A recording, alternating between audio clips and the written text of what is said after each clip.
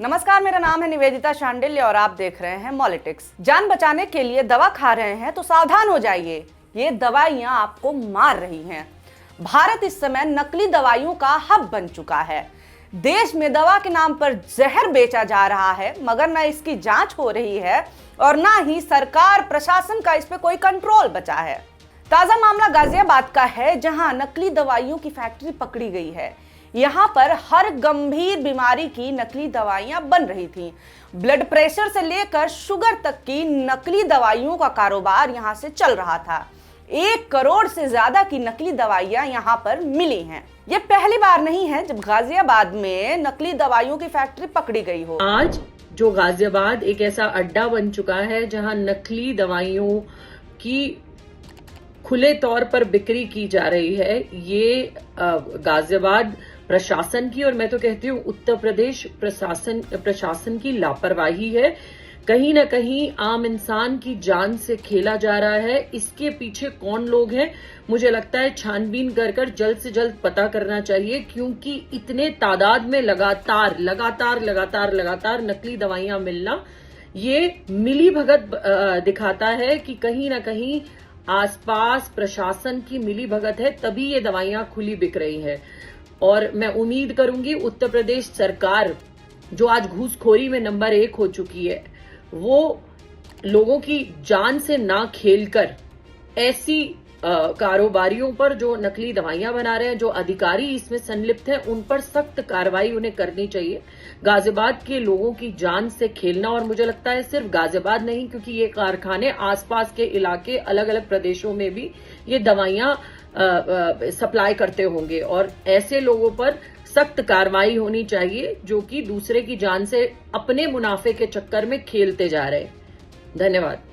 2023 में मोदी नगर में बड़े लेवल पर नकली दवाइयां बिकने की शिकायत के बाद नकली दवाइयों की फैक्ट्री पर छापा पड़ा। जेनरिक दवाइयों के नाम पर दिल्ली एनसीआर में नकली दवा सप्लाई की जा रही थी। 50 लाख रुपए से ज्यादा की नकली दवा औषधि विभाग ने जब्त की थी। इसके बाद 2 मेडिकल स्टोर भी सील किए गए। आरोपी गिरफ्तारी के पहले ही फरार हो गया। 2022 में कैंसर की नकली दवाइयां बेचने वाले एक गिरोह को गाजियाबाद से पकड़ा गया। यहाँ पर बड़े स्तर पर स्तन कैंसर से लेकर लंग कैंसर तक की नकली दवाइयां बनाई और बेची जा रही थी। इस ऑपरेशन को दिल्ली पुलिस ने अंजाम दिया। गाजियाबाद में बनी ये नकली दवाइयां दिल्ली के सरकारी अस्पतालों में बिक रही थीं।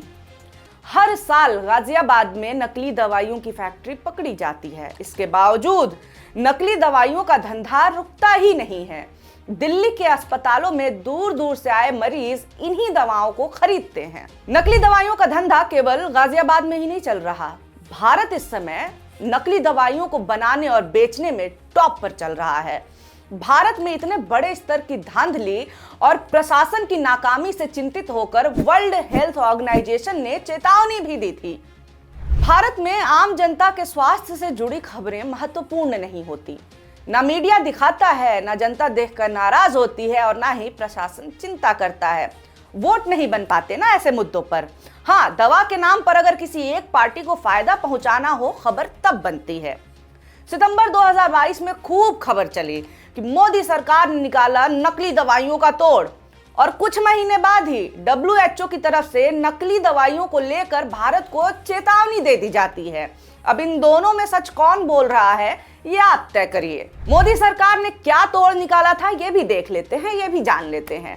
केंद्र सरकार ने देश में बढ़ रहे नकली और घटिया दवाइयों के फ्रॉड को रोकने के लिए ट्रैक एंड ट्रेस व्यवस्था शुरू करने की योजना बनाई थी 2022 में।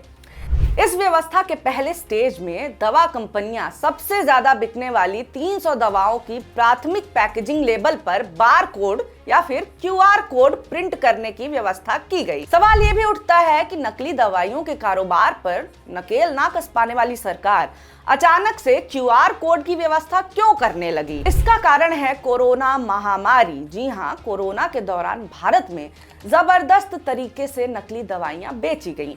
भयंकर महामारी के बीच स्वास्थ्य सुविधाओं की कमी की वजह से बचाव के लिए जनता ने हड़बड़ी में इन्हीं दवाइयों को खरीदना शुरू किया। कोरोना के वक्त भारत में स्वास्थ्य व्यवस्था की पोल पट्टी खुल गई थी। इस पूरे मामले पर, दुर्व्यवस्था पर भले ही भारतीय मीडिया ने सवाल ना पूछे हों, लेकिन अंतर्राष्ट्रीय मीडिया भारत से सवाल पूछ रही थी। 4 जून 2021 को अल जजीरा में एक रिपोर्ट छपती है। रिपोर्ट का नाम है fake medicine recycled PPE scammers versus India Covid misery. अब हिंदी में समझते हैं इस टाइटल का मतलब क्या है, इस रिपोर्ट के नाम का मतलब क्या है। नाम हिंदी में हुआ नकली दवाइयां और पहले से इस्तेमाल की हुई पीपीई किट ठग भारत के कोविड महामारी को और बिगाड़ रहे हैं। अल जजीरा की रिपोर्ट न केवल नकली दवाइयों के कारोबार की पोल खोलती है, बल्कि भारत सरकार की असफलता का भी पर्दाफाश करती है।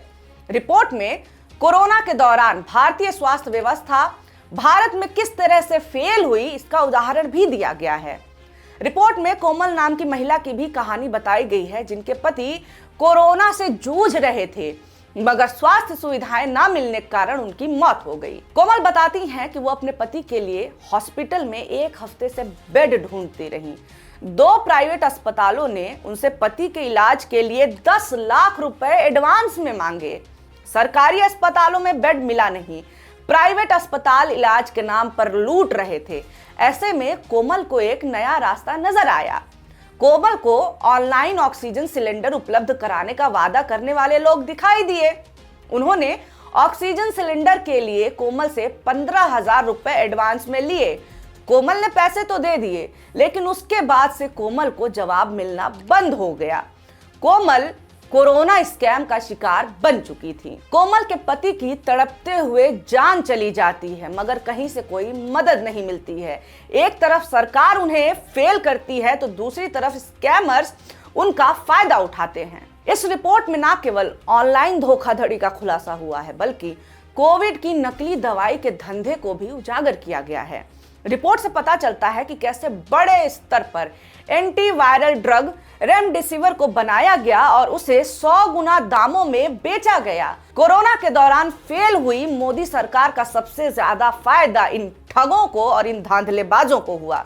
एक रिपोर्ट यह भी बताती है कि कोरोना के दौरान भारत में नकली दवाइयों का कारोबार 47% तक बढ़ गया। एएसपीए की रिपोर्ट के अनुसार जब देश में कोविड की दूसरी लहर का चरम चल रहा था, तब 29 राज्यों और 7 केंद्र शासित प्रदेशों में से 23 राज्यों में नकली दवाइयों के मामले आए। संगठन के प्रेसिडेंट नकुल पशरिचा का इस बारे में कहना है कि अपराधियों ने लोगों की जरूरत का फायदा उठाते हुए ज्यादा से ज्यादा नकली मेडिकल प्रोडक्ट के बेचने के लिए महामारी की आपदा को अवसर के रूप में बदल दिया। मोदी जी के आपदा को अवसर बनाने वाली बात को ठगों ने ज्यादा ही सीरियसली ले लिया। WHO यानी वर्ल्ड हेल्थ ऑर्गेनाइजेशन ने इस पर भारत सरकार को अलर्ट भी जारी किया। अलर्ट पर DCGI ने राज्यों और संस्थाओं को भी चेतावनी दी। भारत सरकार को खबर नहीं है, लेकिन WHO को है। क्या देश की सरकार अपनी ही जनता की जान से खिलवाड़ कर रही है?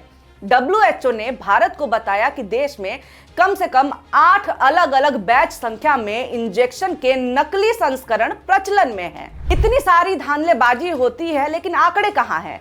अरे इसका आंकड़ा भी तो होना चाहिए ना कि नकली दवाइयों की वजह से कितने लोगों की मौत हुई है। इसकी जिम्मेदारी भी तो तय होनी चाहिए। नकली दवाइयों को बनाने वालों से लेकर बेचने वालों और इन्हें रोकने में फेल हुए सरकार और प्रशासन की भी तो जिम्मेदारी तय होनी चाहिए। खैर, ये वीडियो अगर आपको अच्छा लगा हो तो लाइक जरूर कर दे और आगे भी ऐसे वीडियोस आपके सामने आते रहे, उसके लिए हमारे चैनल मॉलिटिक्स को सब्सक्राइब जरूर करें। बहुत शुक्रिया, बहुत धन्यवाद।